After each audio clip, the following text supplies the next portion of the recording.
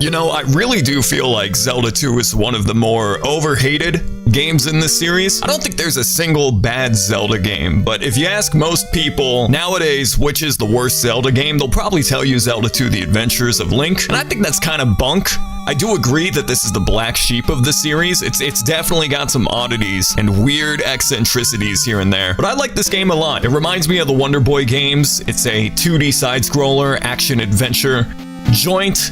It's hard as hell, but it's very fun. After Ganon was destroyed, Impa told Link a sleeping spell was cast on Princess Zelda. She will wake only with the power of Number 3. Triforce sealed in a palace in Hyrule. To break the seal, crystals must be placed in statues in 6 well-guarded palaces. Link set out on his most adventuresome quest yet. Believe it or not, adventuresome is an actual word. I don't know about you guys, but if you name Link anything other than Link, you're going to hell. It's not like Pokemon where you can put yourself in the place of the trainer. Like, no, that's Link. That's not you, that's Link. So you got lives in this game, you got leveling up, you've got spells. This is a weird game. I get why people are a bit divisive on it. Back then, it seemed to have gotten some pretty good reviews contemporaneously. It's just nowadays, people think Zelda 2 is stinky, and I don't agree with that. I think this is a great game with a bunch of oddities and weird quirks that you wouldn't see in future Zelda games, but we'll get into that. So it's a 2D side-scroller, and the overworld, it's like Zelda 1 or Dragon Quest, where you're going around. And the first thing I like to do in this game is go down to this cave in the south here. Also, we got these slime enemies. They kind of remind me of the Choo-Choos from later Zelda games, but apparently they're not. I think they're called Zols or something. But look at that EXP, leveling up in a Zelda game. So I would say this is the only Zelda game that could be classified as an RPG. To me, the one thing that denotes an RPG is leveling up and experience points, and Zelda 2 has it. The other Zelda games are action-adventure games. This game's an action RPG. But yeah, there's magic here. We need to get all of the magic vials and all of the heart containers in order to beat the game. We're not going to one-take Jake the stream, or we're not going to one-take Jake the game in the stream. This will probably be a two-parter. I'm going to try to do the first 3 or 4 palaces. Palace level, whatever you want to call it. But the first thing we want to do, we want to peep out some of these towns here. Check this out. This is, I think, the town of Mido. Town of Rudo. So there was a fan theory that I read eons ago that Zelda 2 was a sequel to Ocarina of Time. This was way before Hyrule Historia was a thing. And people speculated that Zelda 2 was a sequel to Ocarina of Time because the towns in this game are named after the sages in Ocarina. Now that's pretty silly. You know, they were just referencing Zelda 2 when they made Ocarina. But it's neat. I like that theory. I love these towns. I love exploring them. I love the vibes. Goraya of Tantari stole our trophy. Yeah, the hints are cryptic.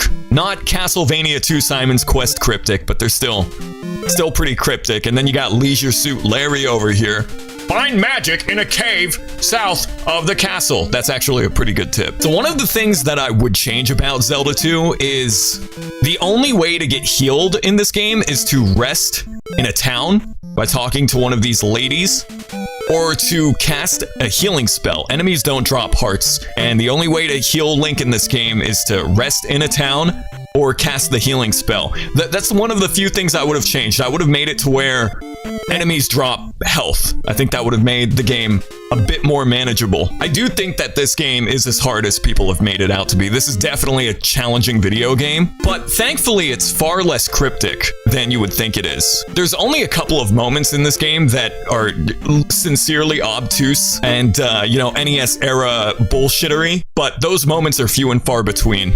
Also, Link can jump in this game. It wouldn't be until like Breath of the Wild where you could manually jump. So we got the shield spell. That's gonna come in handy for the dungeons. There's a really good ROM hack for Zelda 2 called Zelda 2 Redux, which I think is the definitive way to play this game. There is also a PC fan port by a guy named Hoverbat called Zelda 2 like Expanded Edition. That version is good as well, but it takes a lot of liberties on the original game, which I don't necessarily enjoy. I think a lot of the new custom stuff they added is neat, but there's just too much like new original stuff in Zelda 2 Expanded Edition, whatever you want to call it, for me to recommend it as the definitive version, because it's not the original game. I think Zelda 1 and 2 are both phenomenal games that any Zelda fan should play, but I'm not an old head in the fact that, like, you'll hear some old heads saying that you gotta play Zelda without a guide.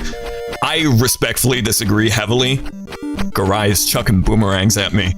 I really disagree with that. I think if you're gonna play Zelda 1 and 2, you should definitely play it with a guide. Maybe not holding your hands throughout the whole game, but that's how I first played Zelda 1 and beat it. I had a map of Hyrule by my side, and I really got immersed in the game, and I still, to this day, Zelda 1 is my second favorite Zelda game behind Ocarina of Time. Banger alert, by the way. I don't know who did the soundtrack to this game. It wasn't Koji Kondo, but the soundtrack is phenomenal. And it's totally different on Famicom Disk System. Same thing with games like Zelda 1 and Castlevania 3. They sound totally different on the Famicom. Like, this is a top 10 NES game for me. I recommend it if you're playing it for the first time that you do play it with a guide by your side with some tips and tricks. Oh, we got the Iron Knuckles. You can cheese these by jumping and stabbing them. Still a bit tricky. It's still a bit tricky. I gotta get my groove going. And cast the shield spell. He's still probably gonna kill my ass. Ooh, 200 EXP. Let's go. Do I want to upgrade my magic or do I want to upgrade my life? I think I want to upgrade my life. I'm going to hold out. Yeah, the leveling up system is a bit unintuitive, but once you understand how it works, it's a lot of fun to customize your build in this game. Like, I definitely see why people don't like this game or think it's too hard. And people talking about how it's the black sheep, which I do agree with. Like, nowadays, it's definitely the black sheep. This was the second game in the series. There was no Zelda formula at the time, so who is to say that future Zelda games didn't take the Wonder Boy direction and go like full 2D action adventure game, you know? In addition to the enemy design being really cool, the bosses are also very cool. So I first played this game growing up. I first played this on the Zelda like Anniversary Collection on GameCube, which had Zelda 1, 2, Ocarina, and Majora, and a demo for Wind Waker. And I hated Zelda 1 as a kid. I didn't like Zelda 1 until I was a teenager, like graduating high school, and I beat it. Zelda 2, I actually liked this game a fair bit. I think I made it to level 3 before, like, 8-year-old me gave up. Which is kind of incredible that I made it that far as a kid, because I sucked at video games.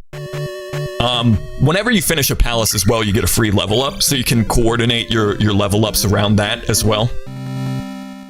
Kind of impertinent to this stream in particular, but I was thinking about streaming a Monster Hunter game because it's been so long since I've played a Monster Hunter game. I don't know which one to play though. I could play Rise, I could play World, even though I didn't really like World, to be honest. I kind of wish Capcom would do an Ultimate collection where it's 3 Ultimate, 4 Ultimate, and Generations Ultimate, and port it to Steam with online net play. That would be so cool. I got into Monster Hunter with Freedom Unite on the PSP, so I'm kind of an OG, but I'm not like one of those Monster Hunter fans that says lunacy shit, like, oh, Monster Hunter 1 on the PS2, that was the peak of the series and it went downhill. Like, I'm not that much of a Monster Hunter OG. And I do love the quality of life improvements of World and Rise, but I do feel like they've made the combat maybe a bit too zippy in Monster Hunter. I don't know. Okay, so that takes us over to Death Mountain. I don't want to do that yet, though. I want to get the healing spell. I don't know if I can get it yet. Grandma was... There's bats all up in this town. Minions of Ganon. I lost my mirror. Oh, yeah, this is one of the few instances of Zelda 2 being like really cryptic for no reason. I found a mirror under the table. Is that Link saying that? Confirmed? Link can speak? Yeah, that's really like goofy sort of NES cryptic bullshit. There's a couple moments like that in Zelda 2 where it's like, oh, the mirror is just underneath this table inexplicably. Grandpa Wizard over here is gonna give us the healing spell, which costs a ton of magic early on. All right, level 2. Now, can I heal? Yes, I can. All right, so this is another kind of like trick that you can do. When you get the red vials, it maxes out your magic, and at the beginning of most palaces, if you strike this iron knuckle statue, they'll drop a red jar. So that's a good way to get a quick heal. I don't know what it is about level 2. Every time I replay this game, I get like stuck in this palace. I get stumped. I don't know why, but something about the layout of this place just perplexes my brain.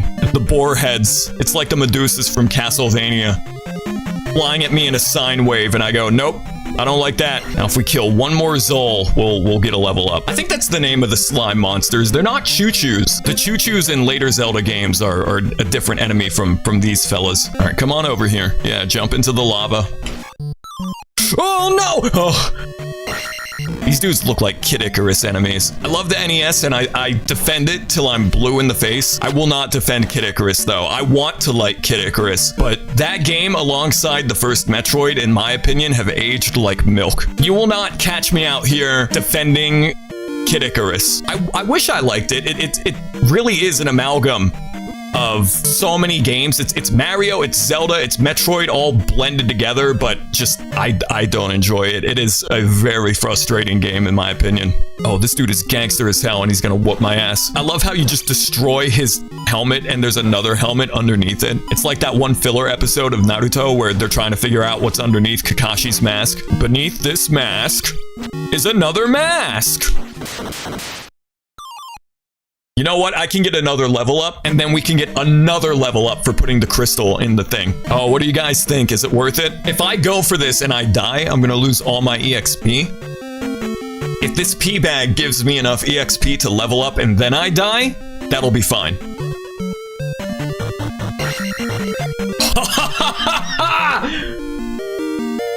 Let's go.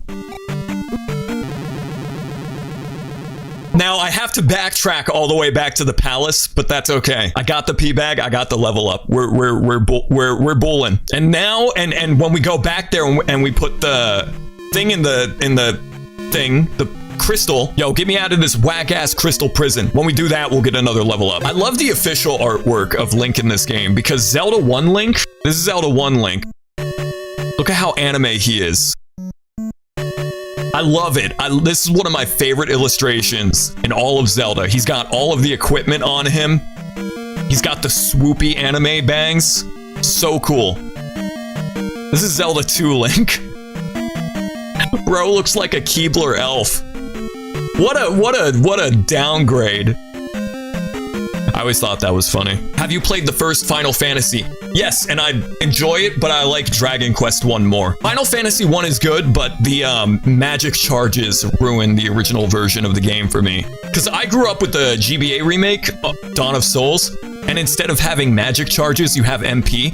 So red, white, and black mages are all way better in that version of the game, whereas in the NES version with the magic charges, they're not nearly as good. But I think Dragon Quest 1 works for me because it's simple, and it's short, and it's straightforward, even though it is archaic and ancient. Final Fantasy 1 is kind of in this in-between between, like, being old and antiquated, but being way more impressive in terms of the scope and the narrative than Dragon Quest. I like Final Fantasy 1, but I don't replay it super often. Don't talk shit about the D&D rip-off casting system. Yeah, it's a lot of Final Fantasy 1 is lifted straight from Advanced Dungeons & Dragons. Dragon Quest 1 you can beat in a single, like, 7-hour sitting. So this is Death Mountain, and this is one of the many major difficulty spikes in Zelda 2.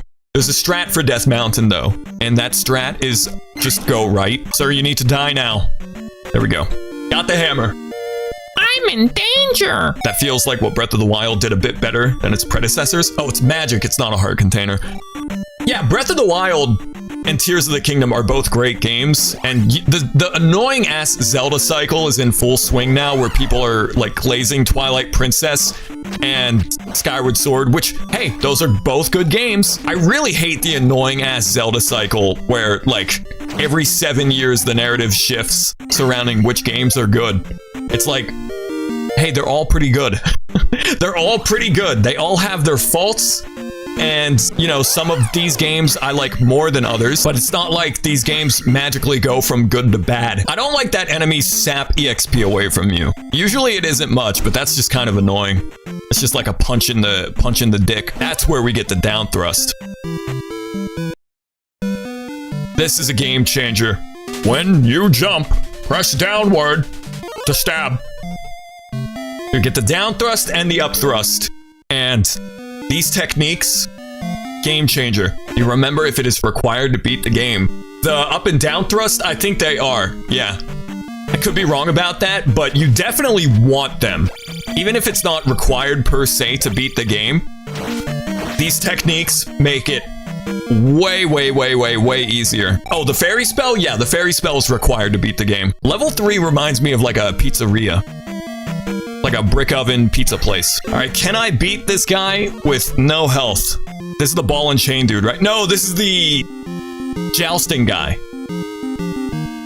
that you gotta jump stab on. That's so cool. I mean, if I die, it won't take that long to get back here. But it would be cool if I could beat him. Right here, right now. You supreme dickhead. That's my biggest problem with this game. Every time you game over, you gotta go all the way back. And it wasn't a hardware limitation because at the very end of the game in the Great Palace, if you get a game over there, you restart at the beginning of the Great Palace. So it clearly was not hardware limitations, like memory limitations.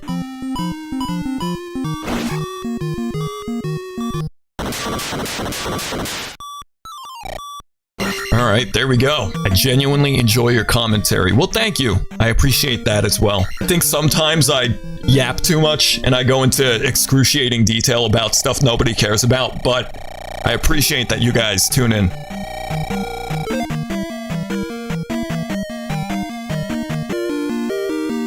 Okay.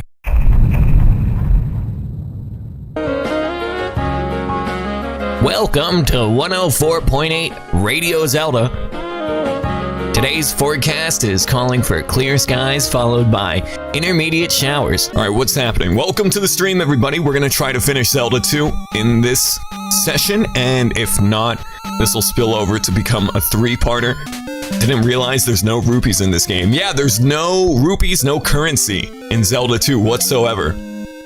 Okay, we got the fire spell, which sounds really cool. Like, Link can shoot fireballs from his sword, but it's about worthless. It is about worthless. You barely use this fire spell. Oh, hell yeah, kicking game with the villager girl. With the townsfolk. Link is something of a floozy. I had a very vivid and bizarre dream last night, and I don't usually remember my dreams, so it was weird. In this dream, like Microsoft and Rareware announced a new Killer Instinct game, right? Like a sequel to KI 2013, and I'm so excited for it. But for some reason, in this dream, right, at the end of the announcement trailer, they're like, we're gonna do casting for a new KI announcer. You can be the announcer of the new KI, and I'm so stoked. I'm like, fuck yeah, I'm gonna audition for it. In this dream, it feels like weeks pass. I'm like practicing my voice clips like Ultra Combo, you know, all that crazy shit. And then the game like spontaneously comes out before I even know it. And the announcer is like, Ultra Combo. It's like the worst announcer ever. And I'm just like, what the fuck?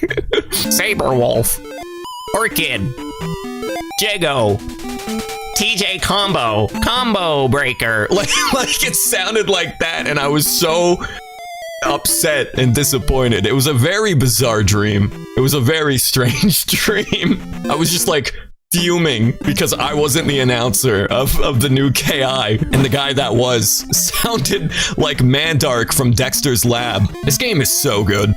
Every time I replay it, I kind of dread it a little bit because I know how difficult it gets. Then I end up playing it and I can get through most of it without too much trouble.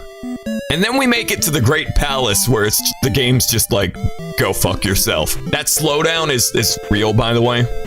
It's not just my totally real authentic NES. It happens on actual hardware as well. I've really been thinking about getting like a bootleg Famiclone. I really want one of those Dendy consoles. They just look so goddamn strange. They look cool though, like I like the design of it. The slowdown shows the authenticity of my cartridge. Exactly. My real NES. People Some people don't like the composite cable shaders and CRT filters that I use. Oh god, the Ku Klux Klan.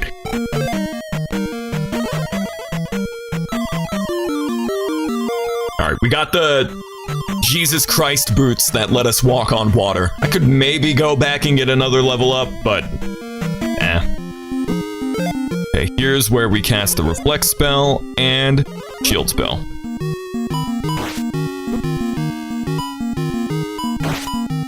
At this point, I'll just take any level up I can get. I would like to go into the Great Palace with 8 attack power, but I don't know if that's gonna happen. The beginning of the game is much slower because you're progressing at a slower pace. And then the middle with Death Mountain, it's like, all right, it's still a little on the slower side, but then you get to this continent and you just go from palace to palace to palace very quickly. Link's just waddling out in the middle of the Pacific Ocean. There we go.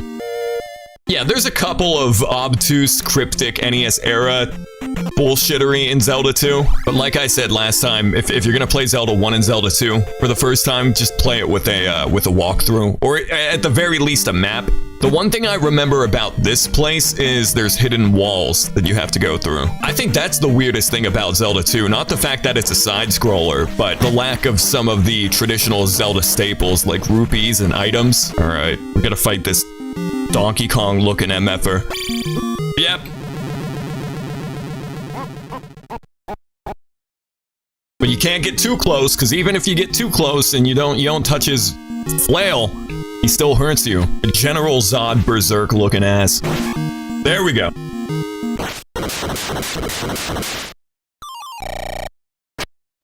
Sweet. And now we'll get level 7 sword. Very cool. This always cracks me up. Lizard man throwing rocks at you. Yeah, if you stop moving forward, you can dodge their rocks. You just gotta stop, because they chuck them at where you're going. There's old Kasuto down there.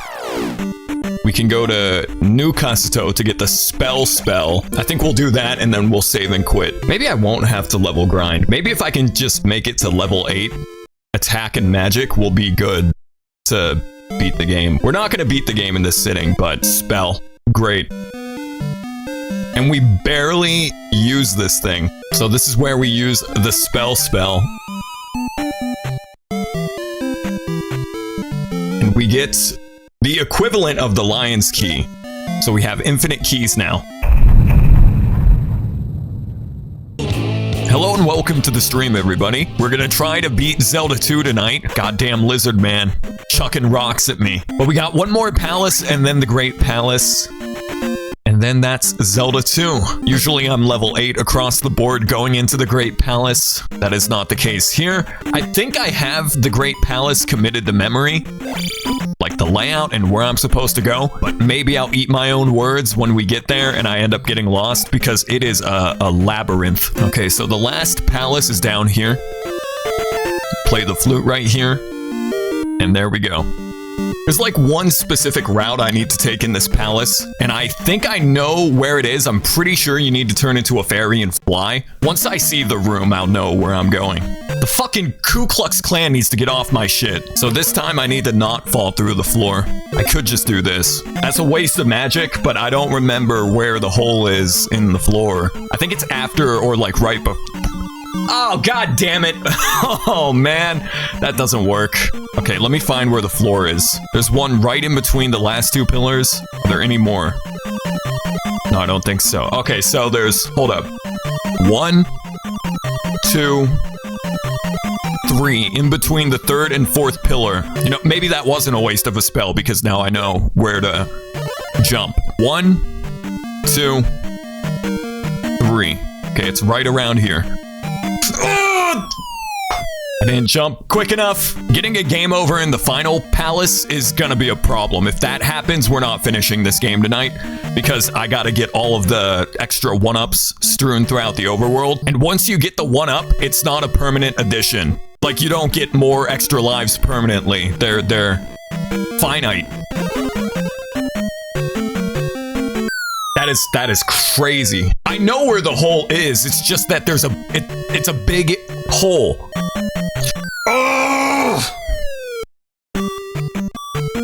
we're gonna get a game over.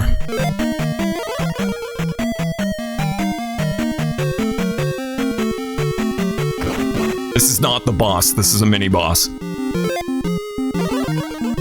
It's this guy again.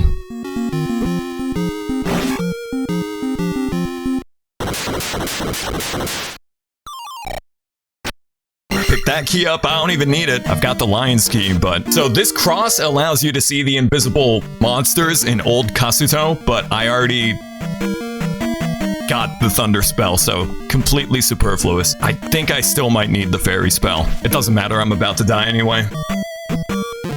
Yeah, it's game over. There goes my EXP. Well, I know where to go now in that palace, but yeah, that sucks. In my opinion, this is one of the hardest NES games. There's no contention, there's no debate. Like, Ninja Gaiden, I would say, is an easier game than this. I've beaten Ninja Gaiden 1 several times, and the hardest thing about that game is the enemy spawning. But you get infinite lives and continues to beat the game. Zelda 2, this game doesn't play. Link is set tripping on Lizard Man Street, and they're gonna chuck rocks at me. That's some Charlie Brown shit. They're throwing rocks at me from the other side of the fence. Ganon's toughest minions. Ganon isn't even in this game, but his followers are trying to resurrect him. Because in Zelda 1, he gets turned into a pile of bloody ash, and the followers of Ganon are trying to use Link's blood to resurrect him. It's pretty metal. You wouldn't see anything like that in a modern Zelda game. Round 2. Here we go.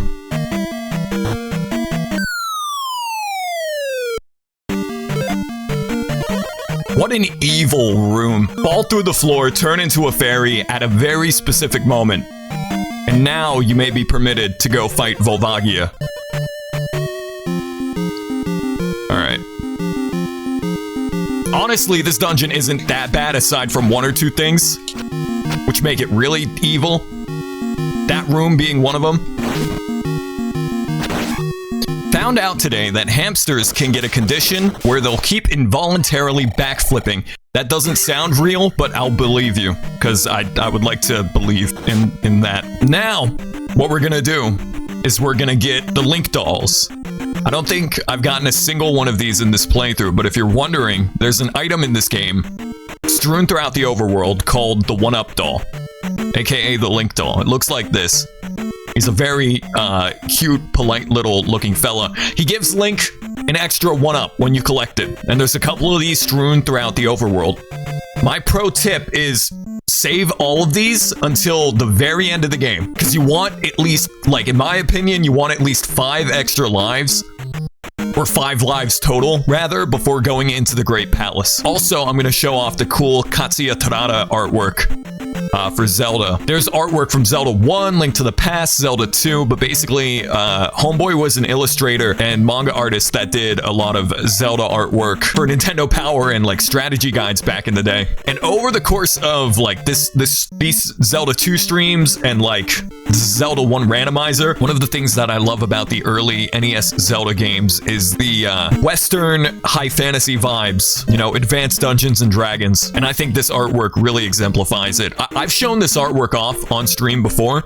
I think this is from Zelda 1. Link and Ganon with the Link with the silver arrows. Very cool. Link and Impa. I presume from this game. If I were to hazard a guess. Or maybe it's from Zelda 1. This, I couldn't tell you which Zelda game this is from. Maybe Link to the Past because he's got the lantern. That's a scary ass Ganon. Oh, just you wait. Just you wait. It gets better. Link fighting, I think this is Link to the Past, the ball and chain dude at the beginning, or it could be the ball and chain dude from this game, Link and Impa again.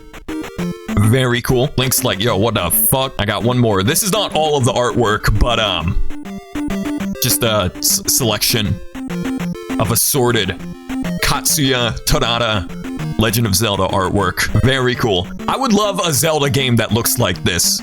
If it's 3D and stylized or cel-shaded or whatever, or a 2D hand-drawn Zelda game, I would kill for a Zelda game that looks like this, because this is a very unique take on the early Western influences of The Legend of Zelda. I also want to show off some artwork from an unofficial Zelda doujin. I don't think it's official. I think it's from a doujinshi. Talking about scary Ganon. Look at this. Look at this. I'm pretty sure this is from a doujinshi. This is not official.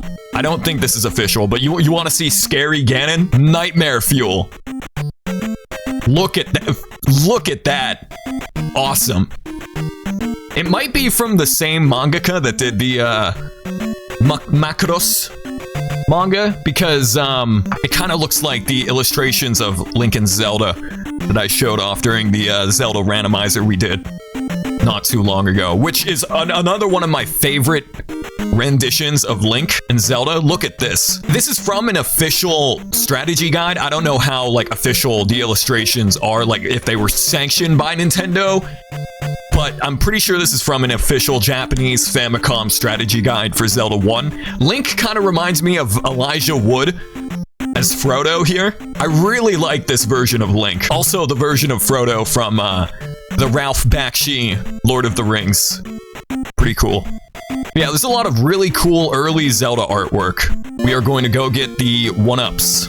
And we're gonna attempt the Great Palace. Usually I go into the Great Palace with level 8 everything. That's not gonna be the case here. Alright, we gotta get a game over now. You know what, I only had 2 lives anyway, that's fine. Fast travel.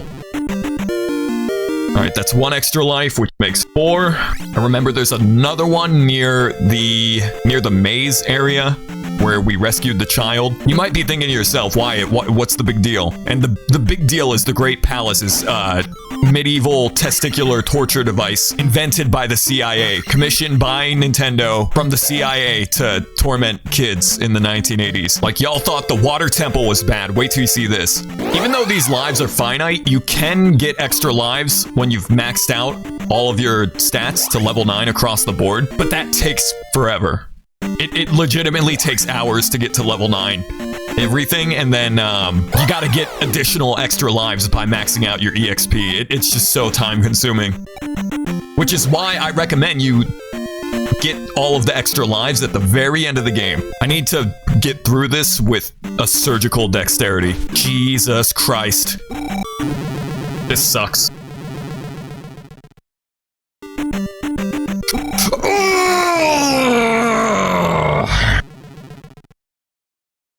I've already had 2 completely unnecessary deaths, and I don't think we're gonna be beating this tonight.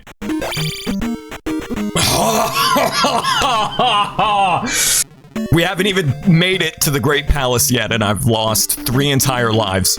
Nintendo should make another side-scroller Zelda just a little bit easier, though. I would agree with that. I love this game, but it is very hard. I think the difficulty is what deters a lot of people from playing it, and not the, oh, that's good.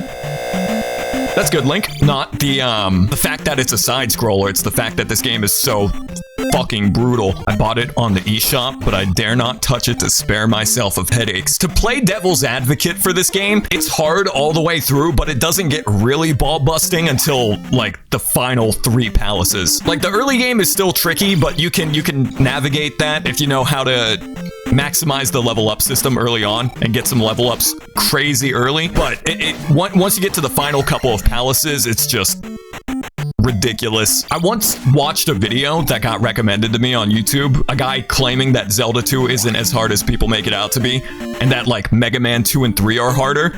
And I'm convinced that person was an alien life form from another galaxy. Like, they were not of the same nebula that we are. They genuinely legit thought that, huh? Okay, run that back. Can somebody clip that? I cast life. I cast life, and then I die. There go all of my lives. Great. Awesome. Well, we made it to the Great Palace. I just have no lives now. I will attempt this once or twice, but I'm not going to beat this without the extra lives. I beefed it. There were like 3 completely unnecessary deaths there, and then 1, like, kind of justified death. The good thing about the Great Palace, and the one forgivable thing, like, the developers had a little bit of mercy on you. When you get a game over here, you respawn back at the beginning of the Great Palace, but it doesn't even matter because you need like 7 lives to make it through this hoe. Okay, we're gonna Vince Carter our way past this chicken lady with exposed breasts. Excuse me, ma'am? I'm just gonna fight the fuck. Jesus! More fake floors. You know you love it. You know you love it. You adore it. You're gonna get married to it and not sign a prenup. That's how much you love the fake floors. You really don't want to fight those guys. That's a losing battle. I think there might be an extra life over here. If I die trying to get it, that will be really ironic. I'm not going to go any further, because I know that's not the right way, and I'm only 50% sure that there's an extra life over there. I know there's a Link doll in this palace, I just don't quite remember where it is. I'm lost. I'm lost. I don't know where I am anymore. I thought there was a hidden floor. I'm totally lost. I knew there was a hidden floor, and I doubted myself. I knew it was there. No magic, no auto-tune, straight fire. Probably the most acidine comment you see from boomers on any song from the 20th century, as if audio engineering and studio work didn't exist back then. I don't even have enough magic to cast thunder, I don't think. So this is Thunderbird. You cannot attack them unless you cast thunder. That is the whole point of the spell. Alright, I'll give it one more shot. That's game over, I'll give it one more shot, but I've never beaten the Great Palace unless I'm strapped with extra lives. And I lost all of them like an idiot. I've never beaten this game with just 3 lives at the very end. Usually I come into the Great Palace with like 6 or 7 extra lives. I will try this one more time though. This time I know where I'm going.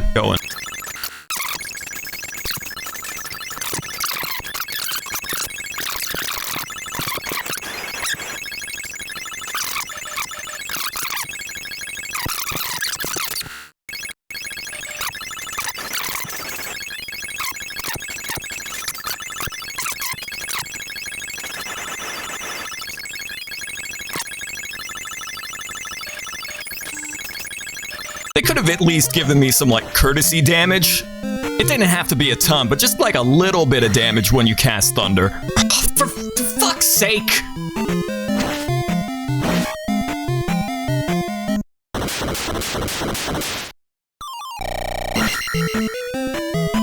Now, this is what I don't understand about Zelda 2. You defeat the Thunderbird, you make it through the Great Palace, and then... I still to this day don't understand this. This old man is guarding the Triforce, and he summons a dark doppelganger of you. Now, I don't quite know why the old man is the final villain of Zelda 2, but he is, for some reason. And Link is just gonna slide forward. You know, you could have just given me the Triforce. You didn't have to make me fight Peter Pan. Yeah, I know it's cheap. The Dark Link strat of sitting down in the corner and poking him in the knees, but that was our last life and I did not feel like doing that again. I've never beaten the Great Palace before with only 3 lives, so that's a first. Insanely hard at the end there, but good game. And I would not be opposed to Nintendo making another side-scrolling action platformer Zelda game. Eventually, I'll check out the PC port by Hoverbat. On stream, we'll do that. Thanks a million. Very bizarre thing at the end of your NES Zelda game. But there you go. The black sheep of the Zelda series, but I don't think it's bad at all. It's ball busting, it's kind of aged poorly in some regards. I think it's aged well for the most part. And it's one of the most unique games in the series.